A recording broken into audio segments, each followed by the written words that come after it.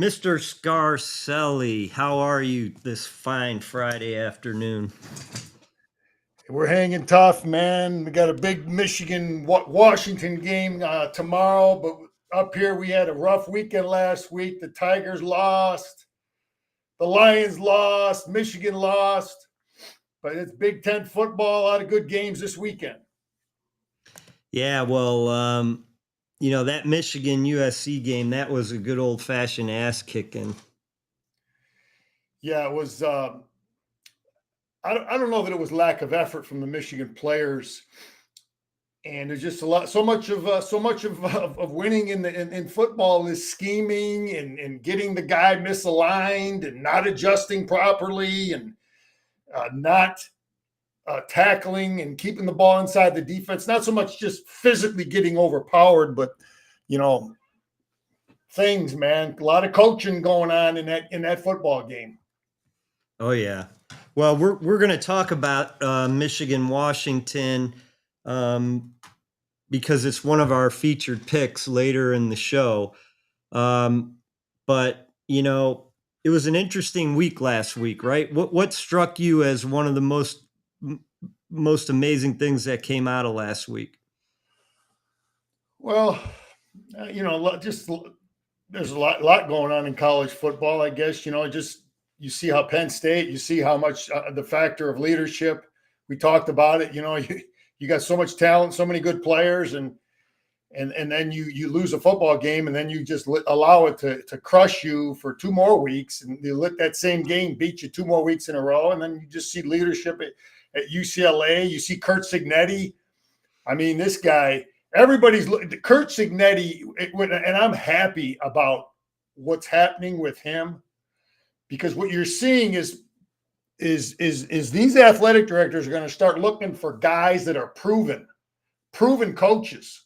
Go get that guy that won at Division II, and then won at some NAA or whatever, and has worked at a couple different places and won. And I'm happy he's getting $92 million. Just signed a big contract over there. Enough of these guys born on third base, man. I'm an old high school guy, man, and I know the difference between building something that's, you don't have all the resources, and then other guys that have all the resources. So I'm happy for guys like Kurt Signetti, and hopefully, you look at Penn State and you look at some of these jobs. Go get a guy like the guy at Tulane, the guy at South Florida, guys that have built something. So I think Signetti is really changing college football and what a lot of people are going to start looking for. Well, probably one of the teams off to the quietest undefeated start so far this year is Mike Elko and the Aggies. Yeah, Elko is a guy that I've followed for a long time, Rob. I've admired him as he was one of them defensive coordinators that everybody always wanted. Jimbo Fisher knew how good he was. Other guys realized how good he was, but no one ever gave him the opportunity. And then Duke gave him an opportunity to rebuild something there. And Elko plays really, really good defense. They got money at Texas A&M. Tons of it. Having money is one thing, Rob, but you see the difference in guys that know how to spend their money. You got to have a head coach in college football now. It helps to have that money. Like Indiana's got enough, but you got to bring the right guys in, just like pro football. Got to bring the right guys in. Then you got to coach them. You got to know how to coach them, and then you got to have good scheme. And you look at these big time competitive battles, Michigan USC. It's like, what are you doing with the players you bring in? So yeah, Texas A&M has got a coach, man. What about Florida State? You mentioned Penn State let a game beat them, and Florida State seems to be good, bad, good, bad. I don't know. They can decide what they want to be. Yeah, that's interesting. He had such a good year a couple years ago, and then he had quarterback trouble last year, and he brought Gus Malzahn in this year. They beat Notre Dame, and now up and down, and they got a lot to sell there. It looks like he brought some good players in, but would you ever believe we're talking about Florida State losing 9 ACC games in a row? Wow, wow, I didn't Yeah. that's crazy. Yeah, because they got a lot to sell. They got money, they got a fan base, they got tradition, and he's gonna have some pressure on him, man. You got to find a way to win.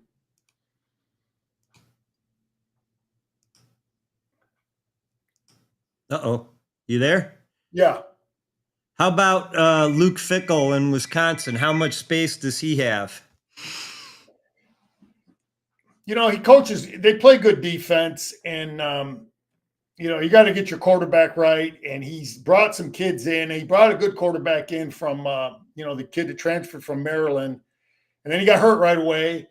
So you better have two of them. If you're going to run your quarterback a lot, you better have two of them.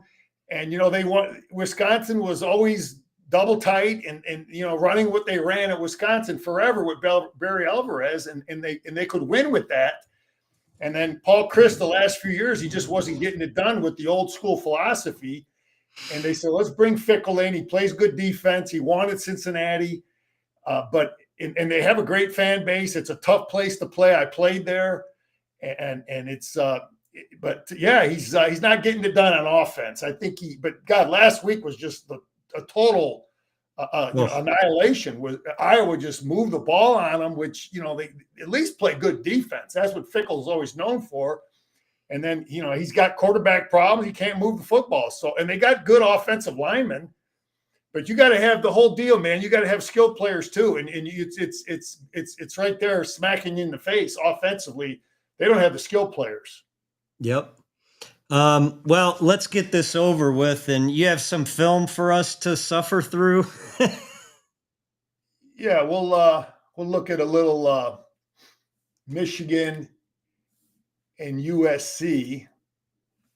As much as you want to look at this, first play of the game. Are you looking at it, Rob? Yep. Okay. This is the very first play of the game, and Michigan's in a base defense. This is coaching, though, man. USC has a tight end here, a tight end here. So,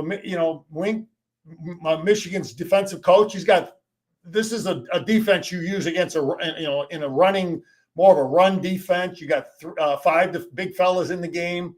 And this is the very first play of the game. And Lincoln Riley is a good coach, man. And he motions out into a 4-man set, basically empty, with 4 dudes over here and 1 on the other side. And he's got Michigan rushing 5 guys and nothing in the middle of the field. And he just hits them very first play with a screen. And really, I mean, that's like, it's not that Michigan isn't playing hard. It's a coach that ran an empty set with big tight ends, big guys in the game. He gets Michigan with big guys in the game, and he runs a screen to kind of exploit some of the personnel and the adjustment Michigan was making. So that's it's coaching.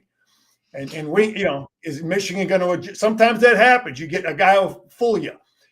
This is a big 4th and 1 play. This is just a huge play that Michigan just simply loses. They're just, the way that they're defending this RPO stuff, I question some of the stuff Michigan's doing. But Rob, I want to point why Lincoln Riley brought in a fast quarterback. He had that kid, Miller Moss last year, the kid that's at Louisville now, but he's got a kid that can run now. And it just changes everything that you do defensively, how you have to defend this. Having a fast guy and just simply handing the ball off here to this running back, with a fast quarterback, it makes it a more effective play.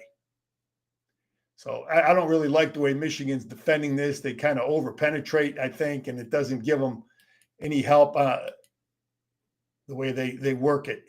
And this is a huge play in this first drive.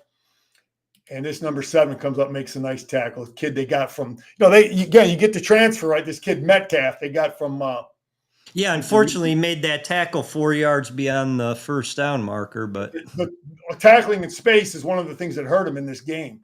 What is this? 1st and 10.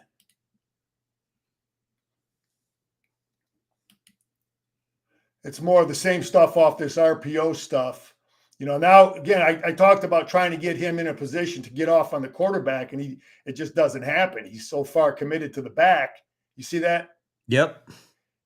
So the way the way I was coached, even many years ago, it was the same kind of philosophy where we would try to play that differently.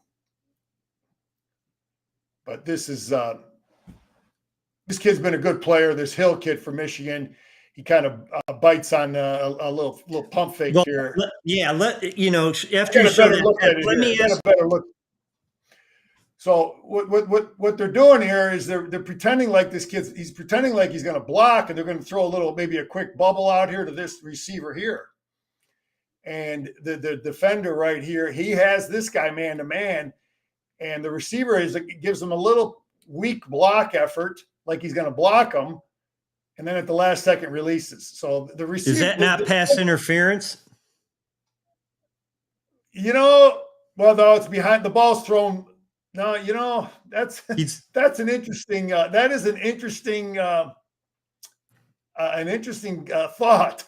It's no, he's not really slapping him out of the way, but you could. Well, before you ahead. play the next play, I want to ask you a question. What do Oklahoma, Nebraska, and USC have in common? Great traditional powers. Oklahoma, field days against Michigan's pass offense. Right? What did they do? Jaden in this game he completed 78.1% of his passes. Okay. That's going to be a major problem, I think, coming up, and we're going to talk about that later. But go ahead with this play, and I just want to keep that in mind because Michigan's pass defense is atrocious so far this year. Yeah, I don't like this from our young quarterback. I mean, you always remember you're on national television, and if whatever happens, man, you talk to the dude. I don't like looking at the guy like he's nuts or what are you doing? I just don't like that kind of body language. It's a little thing, but again, you're on national television. You talk to your buddy on the sideline. Michigan has got 4th and 1 here, and this is just a mental breakdown by the edge player. He loses contain. This play would have been stopped. And here's the time the defensive coordinator had the right defense called, but a player loses contain. Play is stopped. The inside gap is covered. And he just cut in, took himself right out of the play. This player here is making him bounce out, and this guy has contained. That's your responsibility. Contain the football and drill him right here for a loss, and now Michigan has the football. But that's a coordinator that had the right defense, and the player's not making the play. So it's got you want to win, you got to have good coaching, you got to have players that execute when your number's called. Yep. So that's a gift. Let him off the hook. You would have had him stopped. USC ran a lot of empty against Michigan, especially when they're in this base set. Rob, when this is what they call base. Everybody calls it that when you have 3 defensive linemen, 2 big edge players. It's more for run, but Lincoln Riley had 2 tight ends in the game, and he ran a lot of empty. You got it? Yep. So he's got Michigan in this run personnel defense, but he's using his big tight ends and he's splitting them out. And I don't know if Michigan's adjusted properly. You got, they got 4 dudes over here, or three receivers here and 2 here. And I don't know that I like Michigan's adjustment because they really end up with 2 up here for USC and only 1 guy for Michigan. And you'll see. Look at all that. Look at all that space here, and you got 2 receivers there, and we got 1 guy which appears to be in a deep third coverage, and there's nothing there. I mean, it's like a gift. He had 2 guys to throw it to. Either one of those 2, he could have. Yeah. So anyway, I'm not sure how Michigan's defending that. But USC's driving again, just moving up the field, up the ball up and down. And this number 20, the kid that got beat on the touchdown, makes a nice play. This Hill kid, this would have been this screen again. The screen is something people do against Michigan. And this kid comes in and makes a big play and gets their defense off the field. This Hill kid. Yep. So he's a good player. He comes in and makes a play. How much of that, Michigan secondary is pretty young, isn't it? Well, I wouldn't say that the age is a no. He's back for a second year. You know, here's Michigan now doing some of the stuff that USC did to them. We get it. We get them kind of misaligned. We got good angles here. They're not really. They're look like they're a little confused. And this is again Michigan now scheming against them because we're just handing the ball off, and they got nothing here in this gap here. That's just handing the ball off because you got them misaligned.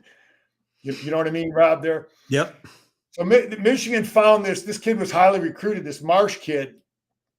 He's a freshman, true freshman, and I could see, and he really showed last week against Wisconsin, and they're getting him the ball. They're going to find ways to get him the ball. He's a heck of an athlete, and I see that that's part of the plan now is get the ball to 4. What's this? 2nd and 6. Empty, a lot of empty against Michigan. And Michigan, I'm not sure how they're defending this. Were they in that base defense again? No, they weren't in the base. Let's see what they're in. Actually, they are. They have base personnel in the game. Okay, so they have base personnel at 2nd and 6. Base personnel is 2 big edge players and 3 down linemen. So they have 2nd and 6 base personnel. Okay, and they have 3 and 2. They got 3 here and 2 here. And Michigan is, and I'm questioning this linebacker's drop, how he's being coached here. So on the snap of the ball, I don't understand what he's looking at and why he's delaying. He should be looking up this third receiver right now and squeezing on him, and he's still looking at something. I don't know what. And sure enough, they throw it to this tight end right down the seam here. And he's got to feel that quicker and get to this tight end. Well, I think Pro Football Focus that, they grade every player. I think they would agree with you because they gave him quite a low grade last week, down in the 40s. Yeah. But, in defense of the player, Rob, sometimes you don't know how the coach is the coach telling them to look at quarterback draw? I don't know. Yes, it looks like it to me that, he should have reacted quicker. Now, you see SC, how they defend this stuff. He's the same thing. He's reading the mesh point, and he's in a position to kind of they're kind of making that they're trying what SC's trying to do is put this read in conflict for the quarterback. They're trying to smash this mesh. This is how I coached it. We really gave him 2 different looks. You try to smash the mesh point, so you put the quarterback in conflict as the read. Is he coming down on the back? Is he going to jump off on the quarterback? You follow me? Yep. You make that quarterback make a last-second read to make it difficult. And at least they're doing something here. I understand what they're doing. And the kid, Michigan kid reads it right, and Michigan gets a big gain on that. But I understand what they're doing there. They're trying to make that read difficult. I like that the quarterback is carrying out a fake. I didn't see it earlier in the year. Yeah, they were like half-hearted fakes, weren't they? Yeah, and now watch Michigan's quarterback. You see how he's carrying out that fake? Yep. Those just carrying out a fake, it draws the defense. Look at this kid. You know what I mean? He has to honor that. Yep. The good fake. He got 2 guys honoring it. Nothing. Michigan's done nothing, and they're still down 7-0.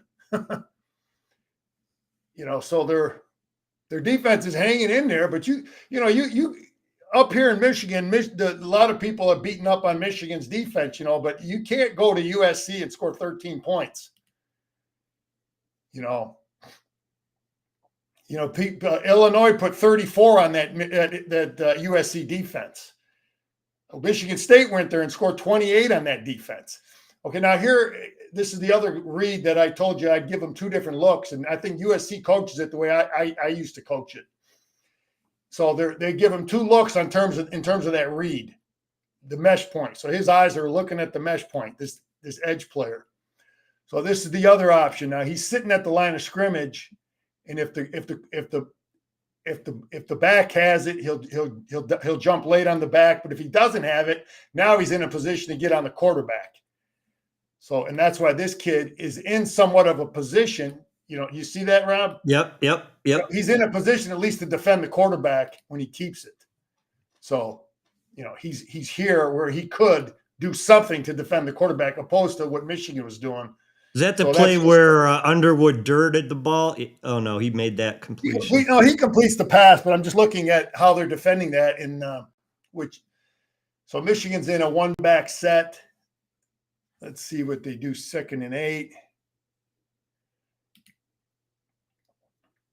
Yeah, and again, here's now Michigan taking it, blocking it right, putting USC's front and blocking their scheme, and that's just a simple handoff because we made the right read. This isn't so much knocking them off the ball. It's not physically pounding someone. It's a schematic adjustment and putting their defensive adjustment in a bind. So here's USC in the base defense. What's the down and distance? 2nd and 10. This defensive coordinator for USC, he worked under Wink Martindale, Michigan's defensive coordinator. So this is a good call. Quarterback draw. They're running a lot of this with him. You don't want to run your quarterback too much. It's actually a quarterback isolation play. Meaning what? They just lead this back through. They're going to drop back like it's pass. We call it a lead quarterback draw. So he's going to show pass. He's going to show pass, and then he's going to just follow this back, and he's going to find a seam based on whatever. But anyway, Michigan blocks this front, who's stunning, and he finds the seam in there. So it's a good job by the quarterback finding the seam in there. But little things. This kid loses contain for Michigan. You got to know who the quarterback is. This isn't Joe Flacco. He can run. You have to know that as an edge player.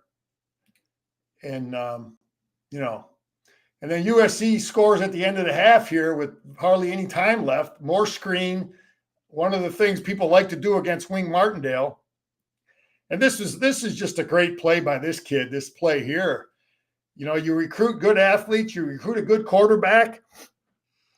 It's a 7-7 game, and Michigan hasn't done much on offense. Their defense kept them in there, and this is just making a good play because I think Michigan has a good defense here for this play.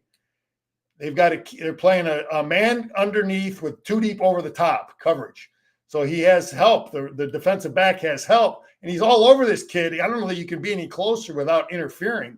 But this is just a perfect throw and a freak catch by a great player and a great catch and a great throw, and the Michigan kids all over him. And sometimes, Rob, you don't yell at your player. When, couple more plays, and here we get back to, Michigan's got, they're down 14, they're down 7, but they got them 3rd and forever here. Oh, this was a heartbreaker. This is a heartbreaking play. I thought the 2 biggest plays for Michigan was that touchdown before the half and this play here. Yep. And it's not so much, it's like, okay, you got them 3rd and 20. So what are you thinking as a defensive coach? Well, you're not thinking they're going to hand the ball off and run this kind of a run play. You're thinking a little more pass as a coach and as a player. So they catch Michigan off guard, which is fine to an extent. We just got to tackle. And the secondary kind of lets them down. So they do run one of their vanilla football plays, and this guy's kind of not forcing it hard enough. These linebackers are dropping, whereas they should be. Normally they're playing run quicker, but now they're dropping and then reacting to run. So they're kind of a little out of position. But the biggest problem is this defensive back here, who lets the ball outside the defense. Because if he would have missed this tackle to the inside, make the play go back here. Yep. You've got all kinds of defenders here that they would have tackled him right about here. And they'd be punting the football.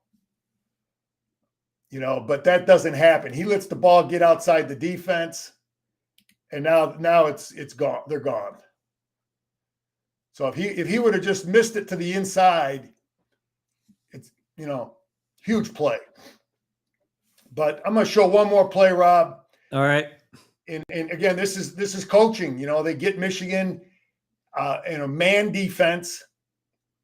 What did he know it was man defense? But it's a good play because we're it's not that they knocked Michigan off the ball here, but then you got another player. Not his technique is poor. This defensive edge player for Michigan, but they get the linebacker in man. He's on this tight end, so he's not really run supporting here. And let's take a look what happens. It's a bad defense for this, and then you got bad technique by the edge player because he's so far upfield, taking himself out of the play. The linebacker is looking at the tight end. He's not looking at the mesh point. Rob, He's not reading run. That's one of the disadvantages of man is you're not seeing the quarterback. You're not seeing who has the ball because you're covering this player. So now he hands the ball off. By the time he recognizes it's a run, now it's too late. You see that? Yep. So anyway, Michigan, a lot. It's on the. It was a program loss, man. Rob, it's a program loss. It's on the coach. It's on the players. It's on everybody involved. But you always start with the leader. Period. And it's just got to get better. He's got to find a way to outcoach people, get his team ready to play, and program loss, man. And I'm the guy that always starts with the leader, and then it trickles down. So, and when Sharon Moore turns it around for Michigan, I'll be the first one to tell you how great a job he's doing. But as of now, it's on the leader. So, those, I think I agree with you. Those were the two most heartbreaking plays of that game. You had them at, I think it was 3rd and 20, right?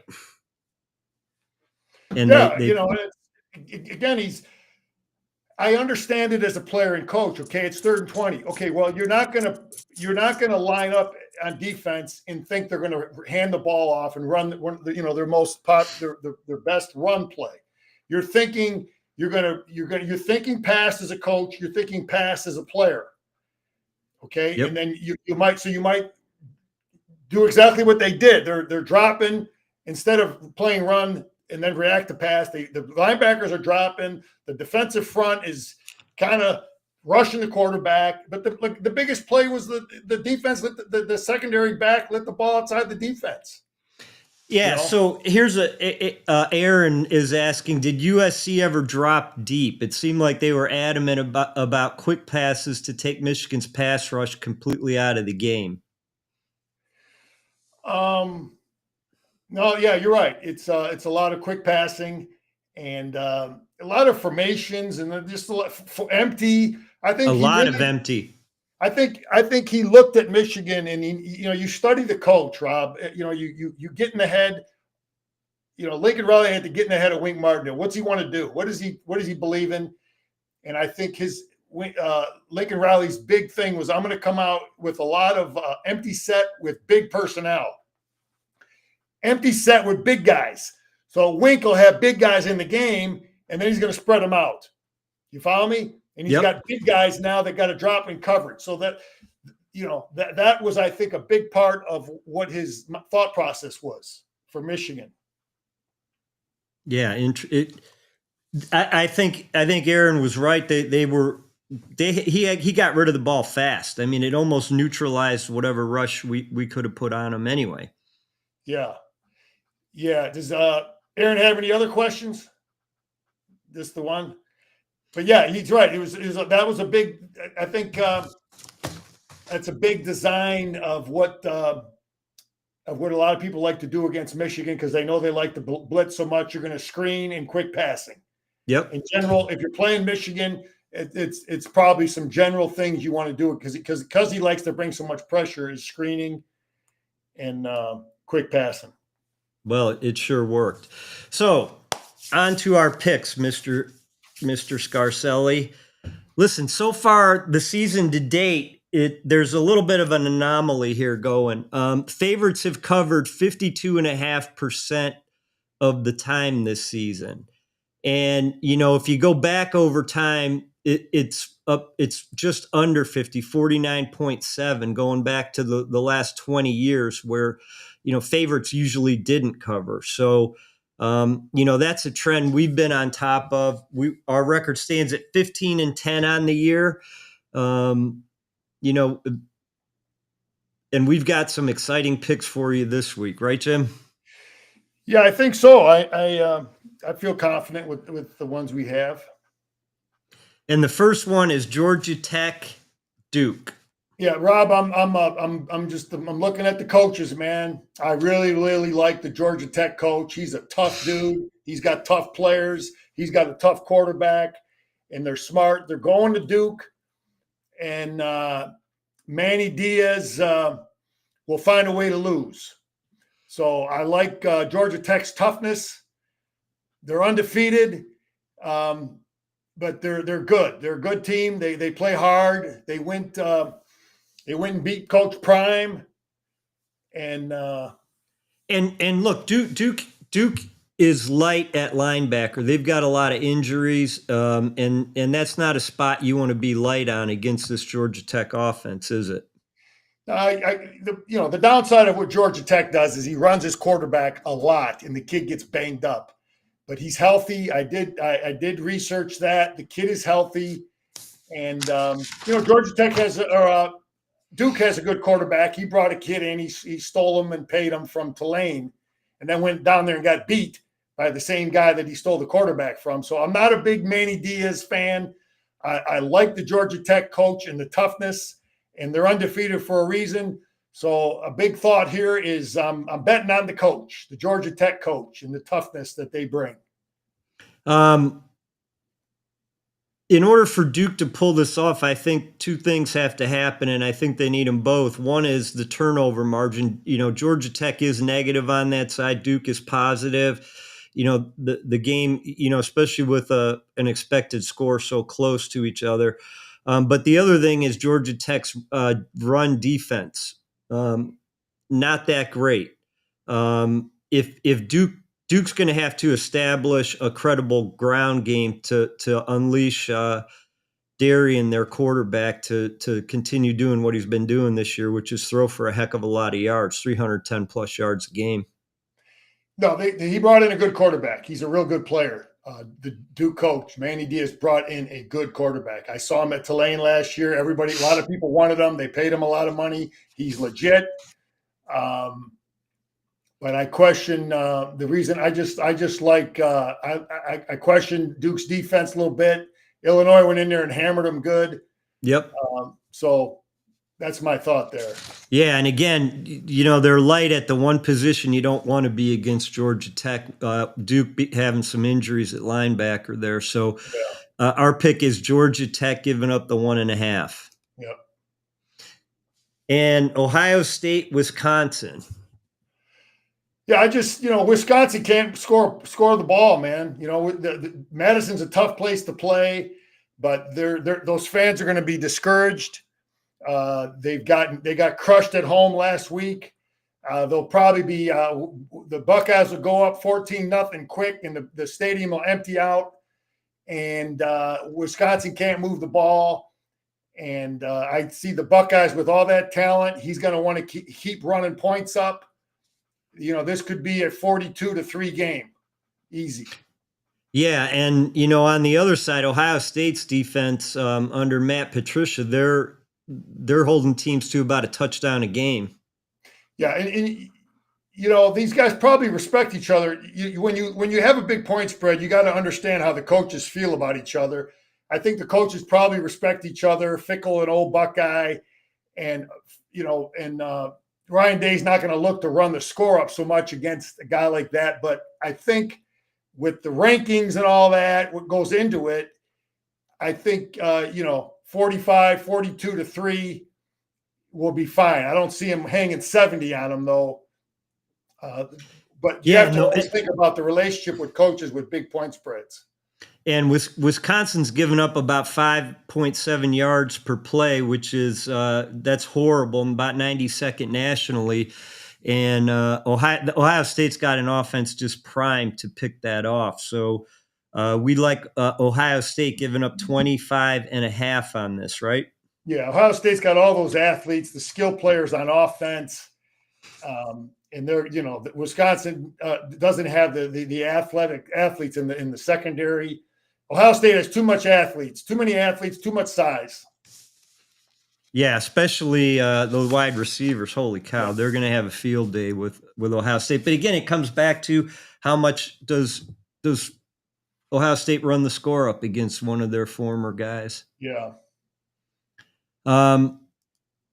The next pick we have Maryland, UCLA. Why do you like this game? I start with I like to start with the coaches. Mike Loxley finds a way to lose. He's recruited good players. He was up 20-0 against Washington, found a way to lose. He was up against Nebraska, found a way to lose. I like the interim coach at UCLA. He's got energy, he's got life, he's got belief, he's a team builder. Someone should take a look at this guy. Maybe they should give the job to him. He's proven doing something there. The $4 million quarterback that they got from Texas or from Tennessee is playing really, really good. And Neuheisel's kid is calling good stuff. The defensive coach is doing good things. Maryland's got to travel 3,000 miles, coming off a loss, feeling sorry for themselves, playing in the Rose Bowl. I see. And their offense is absolutely atrocious. 102nd in yards per play. They're rushing. They're averaging about just over 3 yards a carry. I mean, there's it's hard to find anything positive to say when Maryland has the ball. And like you pointed out, the way UCLA's offense is playing right now, they kind of unleash that quarterback to run, to pass, and their offense is rolling the last 3 weeks. Yeah, they look good at Michigan State.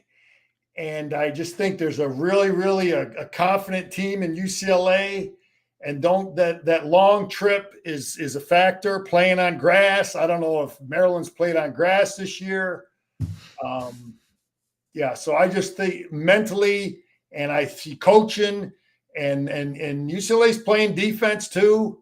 So I think that game, if it was played at a neutral site, maybe it's no. I think even if it's a neutral site, it might be that. Well, and you like to talk about betting a game live, right? And if you're not sure on this one and you're not in agreement with us, this might be one of those where if you see UCLA get the first score of the game, you might want to jump on that wagon now, because especially if they can do it in a long, sustained drive, because Maryland's offense just doesn't have the horses to keep up with the way UCLA's going. He's got a freshman quarterback, but he started 6 games already now at Maryland. He's an athletic kid. He needs a little help. They need to help him more, but we like UCLA there. Yep. All right. The next game that we like is Washington, Michigan, and we are picking against our Wolverines, right, Jim? Yeah, Rob, I'm not involved with this. Is your pick. I'm not involved with anything to do with making picks that involve Michigan. So I'm just going to stay silent on this and let you explain why you like Washington with the points. Yeah, so Oklahoma, Nebraska, USC, each of their quarterbacks have had field days against the Michigan pass defense, right? Here we face another quarterback, Damon Williams. He can run, he can pass. I think you're going to see Michigan's defense. I do think Michigan wins, but I see it as like a 23 to 20, a close game, probably a field goal game. The Huskies run the ball well as well. So Michigan's defense has to now again defend an offense like USC's, where they can run it, they can pass it. I think coming home, how excited is the home team going to be? The crowd after that USC. I think Michigan turns it around. I think they do better on the third down, the red zone efficiency to keep this game close. If you're going to play the money line, I would play Michigan on the money line, but I think Washington's going to keep it close. Yeah, I don't really want to get involved with that because I'm still involved with the program. So I don't make Yep. any action involving Michigan. Gotcha. All right. And then another game I like, Jim, is the over under. No, it's supposed actually I screwed that one up. Yeah, our quarterback got hurt last week, screwed us in that game. I know. The Michigan State quarterback. Yeah, that was from last week. But one other pick I was gonna consider was the over and under in Indiana, Michigan State. Yeah, what Indiana will score points and they play good defense too. And Yeah. you have to really we got to really know, is the Michigan State quarterback going to play? Is he hurt? Because they got Michigan next week. Are they going to keep him out for Indiana? And Indiana's got, you mentioned this with one of the games earlier, their style points, right? You mentioned that with Ohio State. Indiana's in a position where they need style points because I don't think they play anybody ranked the rest of the year, do they? No, you're right. That's a good point. They'll hammer. Listen, they will hammer points, but they're going to play good defense too. And the only concern I would have is the Michigan State quarterback, because you would hope they could go there and score 20 points.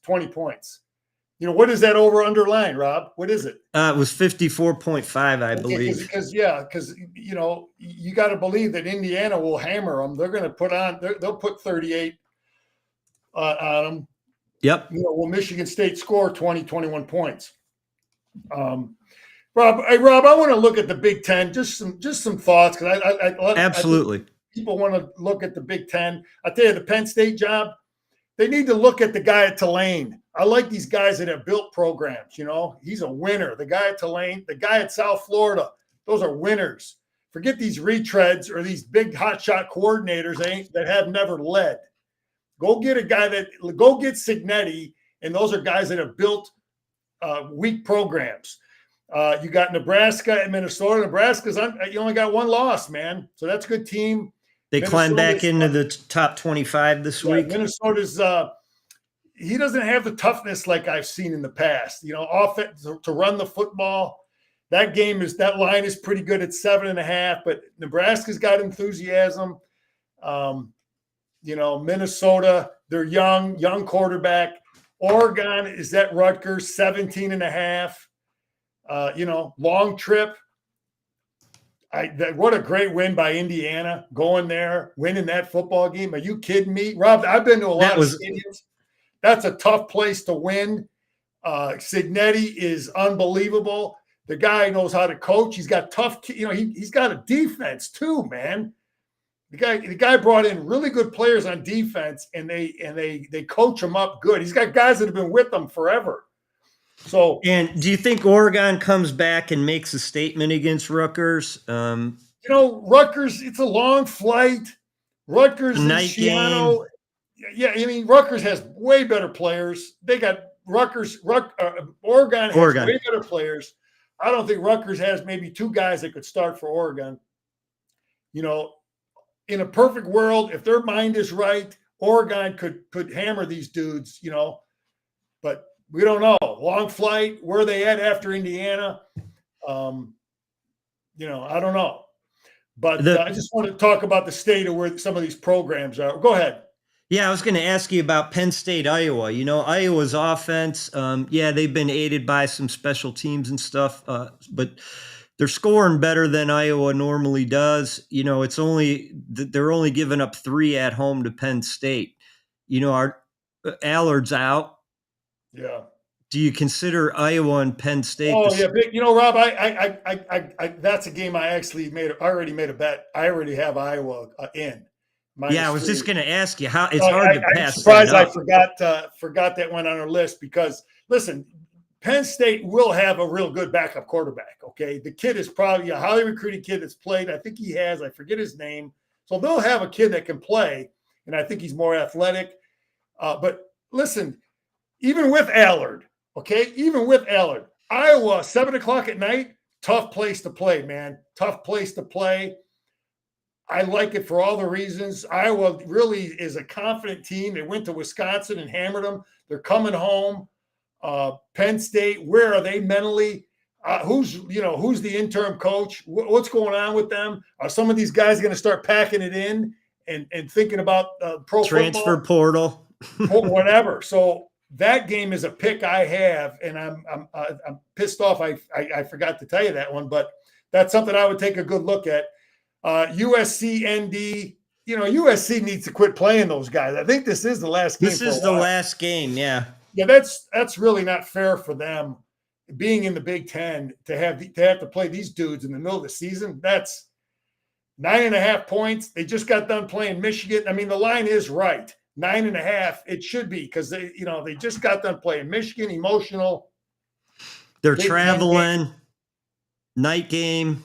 Yeah, so that's where those programs are. I'll tell you a game I'm going to be taking a good look at is Purdue and Northwestern. I mean, Michigan plays both of them. So I'm going to be watching that game. Northwestern's -3. Both really good coaches that don't have the best players, but two coaches I respect. The guy at Northwestern, what a job he did. Goes into Happy Valley and wins. That dude's a good coach.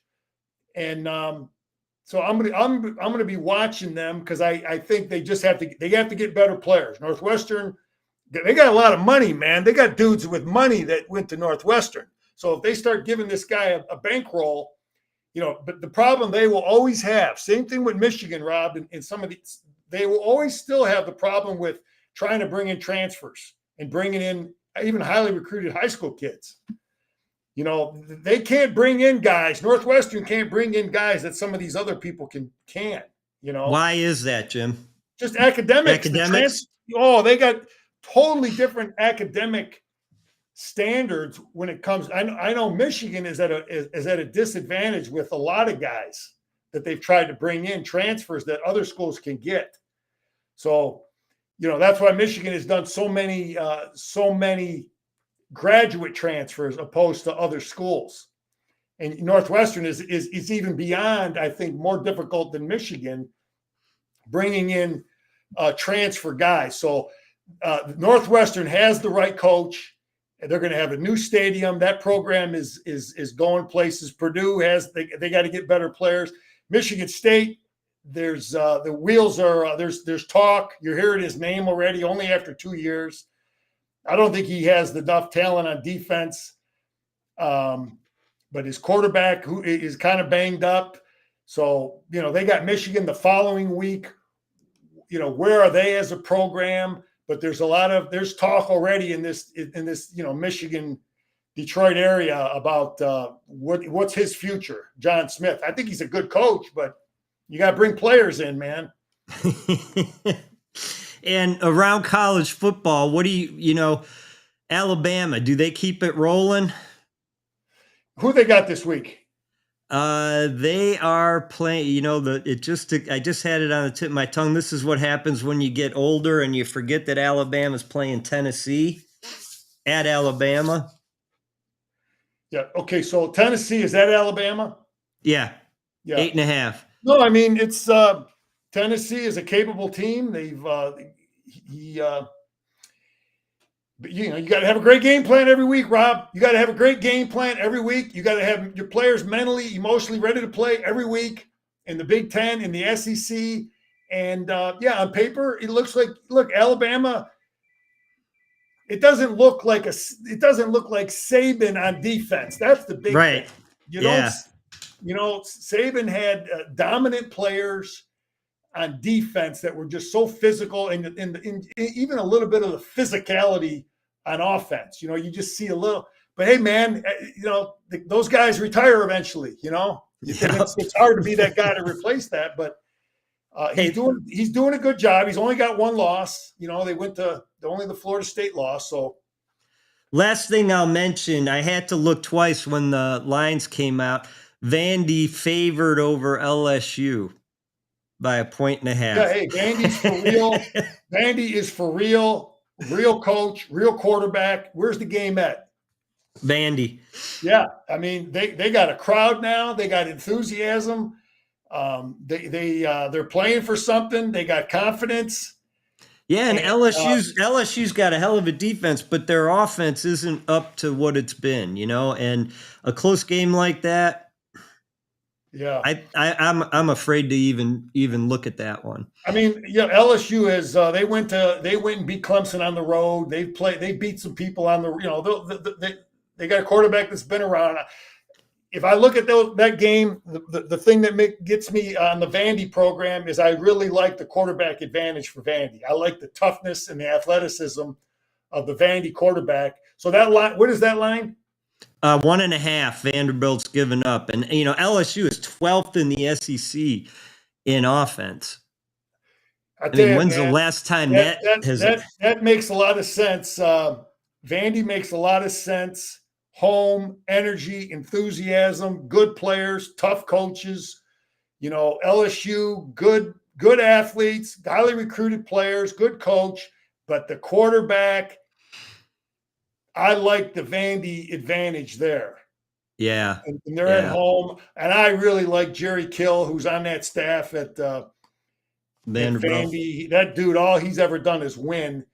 The guy's a really smart coach at Vandy. He brought in good coaches. So Yep. that's another game, Rob. Yeah, we should have had them on our list. I think that makes sense. Yep. All right. I appreciate you, Jim. We're going to improve our record this week, and looking forward to another great weekend of college football. All right, Rob. Have a great weekend, baby. All right. Appreciate you.